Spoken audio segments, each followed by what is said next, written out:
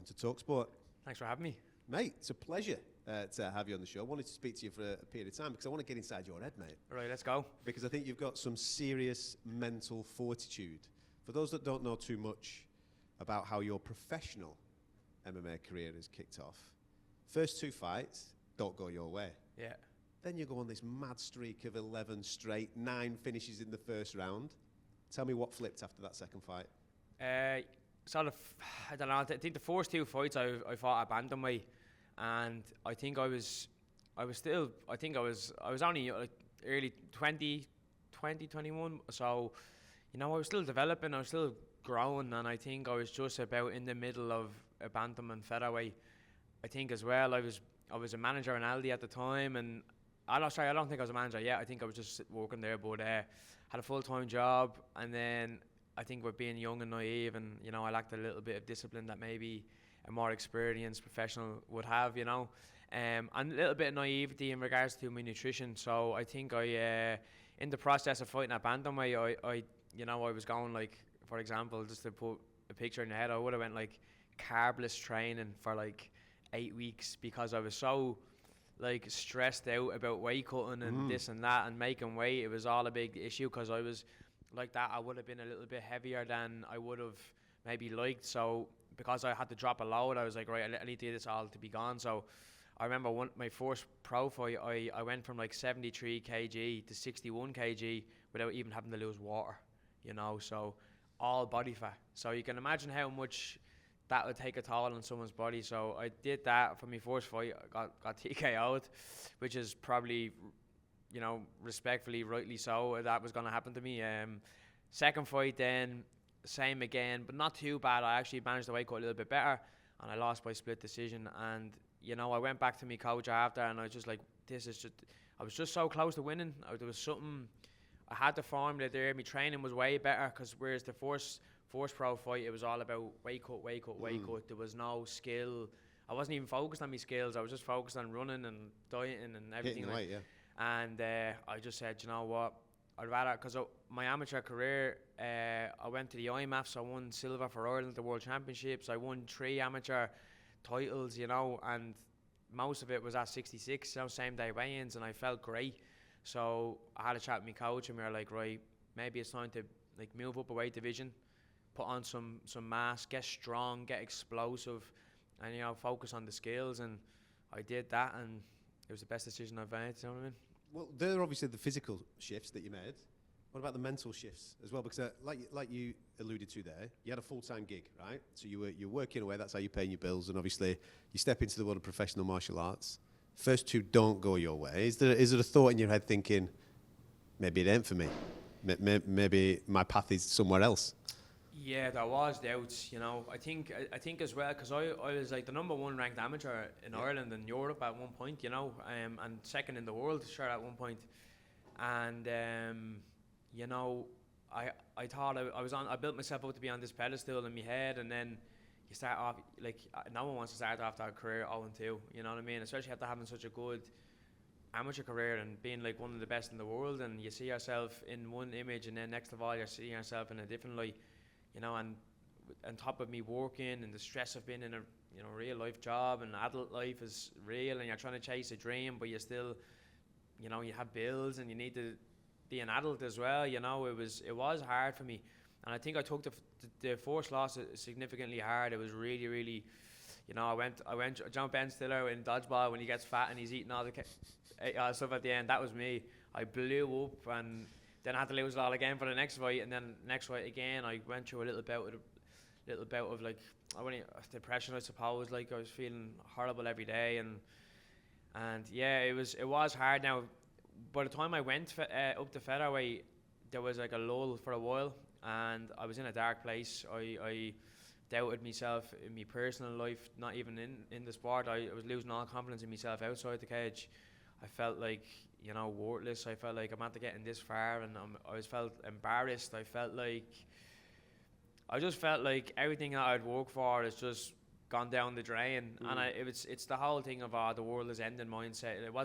It's not really that big of a deal, but a young kid, all these dreams and aspirations, and you're feeling humiliated in front of everyone, and you know, it was tough to deal with, but it was one of them things where, especially, I firmly believe everything happens for a reason. I feel like that was meant to happen to me, for me to be on this success that I'm on now. Like I firmly believe that if that didn't happen to me, I'd probably be in a worse spot now, even if I was successful. Do you know what I mean? Mentally and all that jazz. But I think COVID then as well, when COVID hit, it was a real eye opener for myself, because I stepped away from fighting for a while, and like that, my head wasn't really in it. And it's not a sport to be doing if your head isn't 100% in it. It's too dangerous. So I took a step back, and then when COVID came, and I realised how much I actually missed doing it, and missed like chasing these dreams, and how much the fight game excited me, and what passion it brought to my life, I really realised that, you know, I think I am put on this earth to do this. And yeah, I ignited the flame again and made my way back to the cage. And since then, I'm on well, I already won my first fight after moving up, but since I took the break, now I joined SBG, and yeah, I implemented what would be the best means to victory in terms of routine, procedure, nutrition. I really dialed in me professionalism, all that jazz, and here we are now, 10 wins since then, 9 first-round finishes. Oh, yeah, no, 8 first-round finishes since then. But for the most part, just I really tapped into, you know, my higher level of performance, you know what I mean? And I just put it all down to being down in the dumps, building myself back up, and knowing that no one can break me but myself. You've obviously got some good people around you, personally and professionally, in order to help you get out of that situation. I know that obviously I mentioned at the start of this, incredible mental fortitude for you personally, but you do need support networks. People don't see this. As fans, they don't see this. They see the guy that gets in the cage and does his thing, but there's a bigger story to the performance on the Saturday night.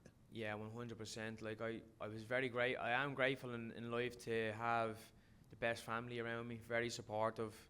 You know, even though some of my struggles were all silent, and I never, you know, when you're struggling, you don't tell anyone what's going on with you. You just soldier on, pretend you're fine and stuff like that. But even though I was, and my family had our own struggles and blah, blah, blah, we always had that unity, and I always had escapes. So I have really good friends. And then just more importantly, my friends, family, coaches, I am blessed to have them in my life, because without them, I don't think I'd have been as like sane or whatever it is. Like, don't get me wrong, like some of it was just down to my own drive and stuff like that, but having the support network and having a good support network and those around you, especially when you want to be successful, I think it's the really key factor to keeping you grounded. And you know, more importantly, you know, just feeling loved by them all was enough to make me feel like you know, life isn't that bad if I look at it from a grander perspective. Even if fight didn't work out for me, I still have a supportive crew around me, and that enough is alone is a blessing, you know what I mean?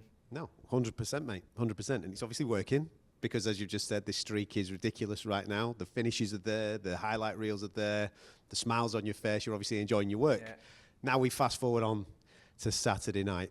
Is there a tinge, be honest, is there a tinge of disappointment that it's not Magomed Sharipov that is sat across from you come Saturday night? I think there is a little bit, you know. It would have been, like, I knew when they, because it was the whole thing of, like, we were told, no one wants to fight him. They offered me him, I said yes straight away, you know. Then I was waiting for their confirmation to fight me, so it was like, all right, they're taking the time to think, and I was like, right, that's a good sign. So then, even before that, I was like, right, if I accept this fight's gonna blow up. Do you know what I mean? Because everyone wants. Well, to it did when they announced it. Yeah. Exactly. I was like, everyone wants to see this fight. He's 10-0. I'm 11-2. He's the 10-fight win streak. I'm on 11-fight win streak. It makes we're the same age, more or less. It makes perfect sense. And when I was chatting to John about it, we were kind of discussing like what you think, like, and I was like, this is a win-win for me. Do you know what I mean? Like, I win. I take his. I take his streak away, and then I jump up a ladder. You know what I mean?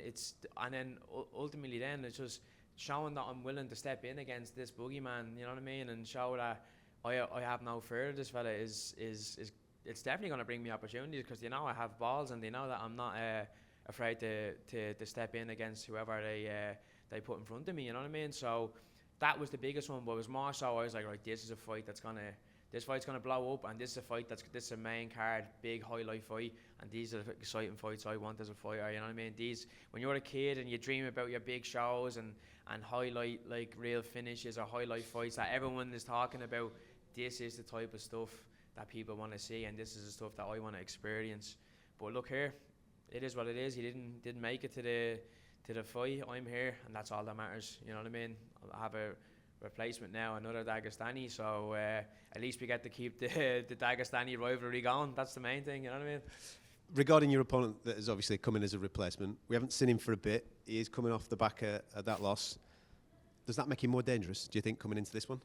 You know, it is tricky to look at, because, you know, you can say, like, if I look at his last fight, I'm like, right, I can try to pick things from his last fight, but he's had 2 years worth of development and 2 years worth of fixing mistakes.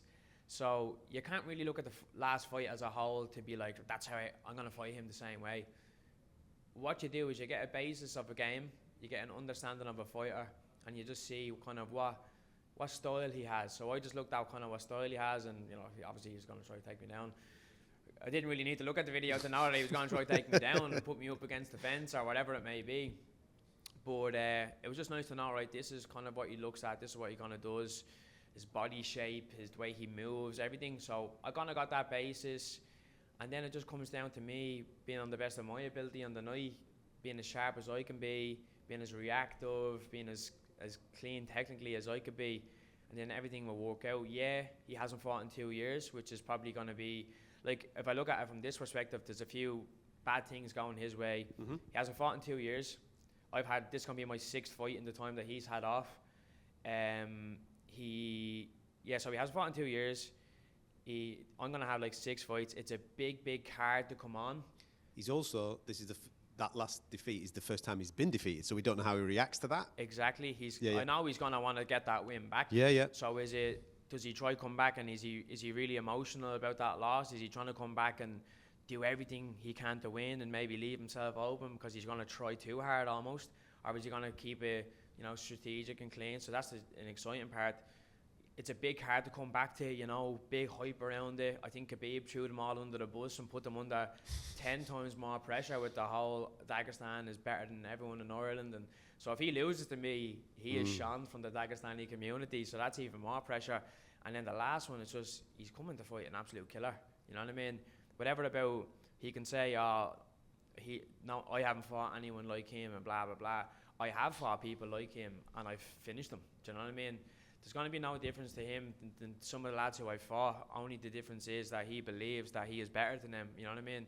But some of the lads who I fought, especially in Europe, the likes of one fight I was actually in PFL debut, Ben Ellis, really high level grappler. Mm-hmm. And I went out, I knew he was going to try to take me down and do what he did to every other opponent in the past, and I starched him on the feet and ended up submitting him.